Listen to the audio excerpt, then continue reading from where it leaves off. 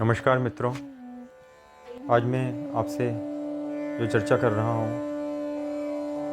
वो श्री दादा सद्गुरु दादा गुरुजी महाराज समर्थ सद्गुरु भैया जी सरकार के बारे में चर्चा कर रहा हूँ। दोस्तों, जैसा कि आप लोग जानते हैं, जो सच्चे संत होते हैं, जो तपस्वी संत होते हैं, वे अपनी जो भी तपस्या करते हैं, साधना करते हैं, वो जनता के कल्याण के लिए, समाज के कल्याण के लिए, जन उत्थान के लिए ही करते हैं। उसके पीछे उनका उद्देश्य सिर्फ रहता है कि संपूर्ण मानव जाति का कल्याण हो, उनके राष्ट्र का, उनके देश का कल्याण हो। यह सोचकर ही सारे तपस्वी सच्चे संत जो हैं वो त्याग तपस्या करते हैं। दोस्तों, मैं चर्चा कर रहा हूँ श्री भैया जी सरकार दादाजी महाराज के बारे में।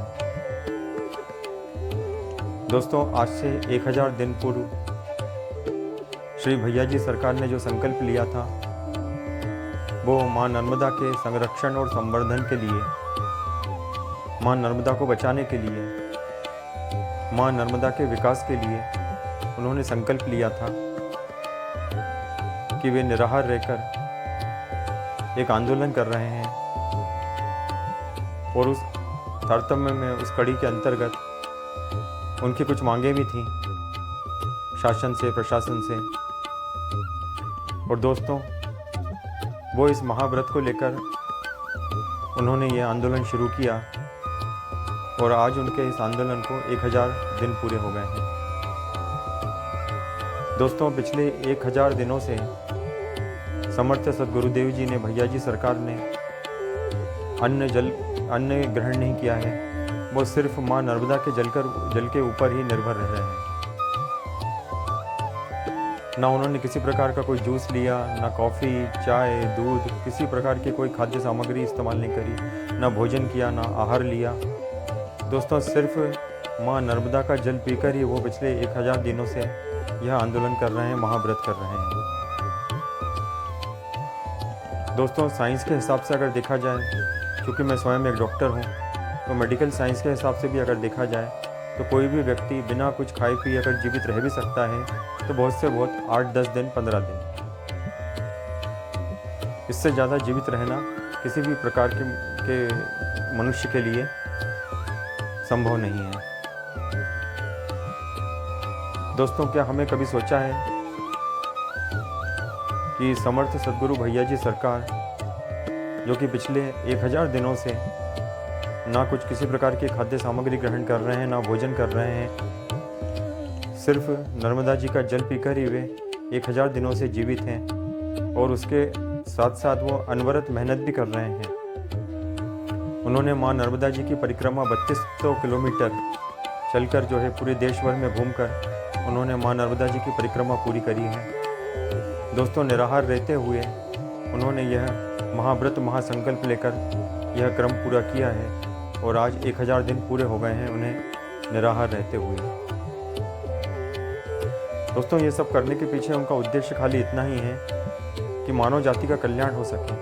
आज प्रकृति जो विनाश लीला दिखा रही है, आज जिस तरह से जो विनाश हो रहा है, प्रकृति का जो रौद्र रूप हमको देखने को मिल रहा है, दोस्तों, वो प्रकृति को बचाने के लिए ही, प्रकृति के संरक्षण और संवर्धन के लिए ही वे ये कार्य कर रहे हैं।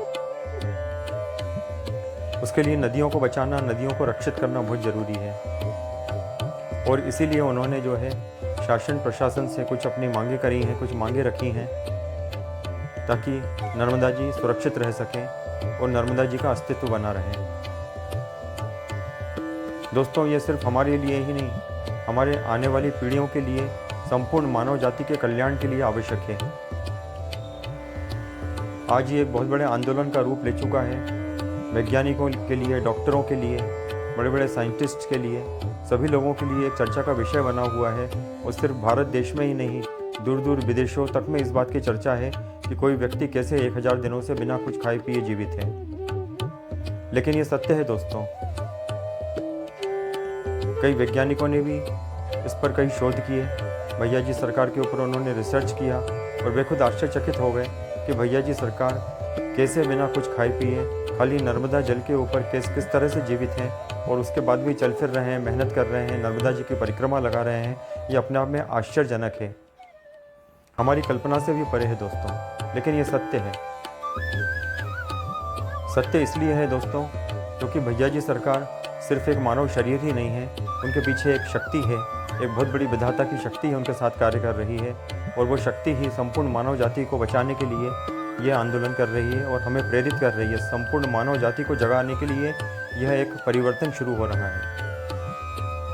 दोस्तों, आज हम सबको चाहिए कि हम सब संगठित होकर आगे आएँ, इस जन आंदोलन को आगे बढ़ाएं और प्रकृति को बचाने के लिए हम लोग प्रयास करें, कंधे से कंधा मिलाकर एक दूसरे का सहयोग करते हुए आगे बढ़ें। और मेरा वर्तमान सरकारों से, शासन प्रशासन से भी अनुरोध है कि वे भी भैया जी सरकार के इस आंदोलन में सहभागी बने। जो भी अपेक्षाएं हैं उन अपेक्षाओं को पूरा करने के लिए शासन प्रशासन आगे आए और संपूर्ण सहयोग करें। यह किसी का व्यक्तिगत स्वार्थ का विषय नहीं है, ये संपूर्ण मानव जाति के लिए, हमारे राष्ट्र के लिए, हमारे देश के लिए बहुत ज़रूरी है दोस्तों। तो आज मेरी आप सभी से निवेदन है, मेरी विनती है आप सभी से कि आप सभी लोग, हम सब एक होकर भैया जी सरकार के इस आंदोलन में सहभागी बने, सहयोग करें। दोस्तों, अगर हम लोग सुरक्षित रहेंगे, हम लोग जीवित रहेंगे, मानव जाति सुरक्षित रहेगी, हमारी आने वाली पीढ़ियां सुरक्षित रहेंगी, तो ही हमारे जीवन का सही उद्देश्य है। आज अगर हम लोगों ने इस बात को, इस विषय को नज़रअंदाज कर दिया, चाहे वो सरकारें हों, चाहे हम लोग हों, चाहे स्थानीय नागरिक हों, चाहे देश के नागरिक हों, हम सभी लोगों ने अगर इस बात को नज़रअंदाज किया, तो दोस्तों आने वाली पीढ़ी हमें इस चीज़ के लिए कभी क्षमा नहीं करेगी और हम स्वयं विनाश लीला के, प्रकृति के प्रकोप के लिए उत्तरदायी होंगे। तो दोस्तों, भैया जी सरकार को मेरा शत नमन, शत प्रणाम। और मैं आप सभी से निवेदन करता हूं कि इस जन आंदोलन में आप सभी लोग संगठित होकर सहभागी बने और भैया जी सरकार के साथ में जो है कंधे से कंधा मिलाकर हम सब आगे आएँ और प्रकृति को बचाने के लिए, माँ नर्मदा माँ को बचाने के लिए, माँ नर्मदा के अस्तित्व को बनाए रखने के लिए हम सभी मिलकर प्रयास करें। बहुत बहुत धन्यवाद दोस्तों, नमस्कार।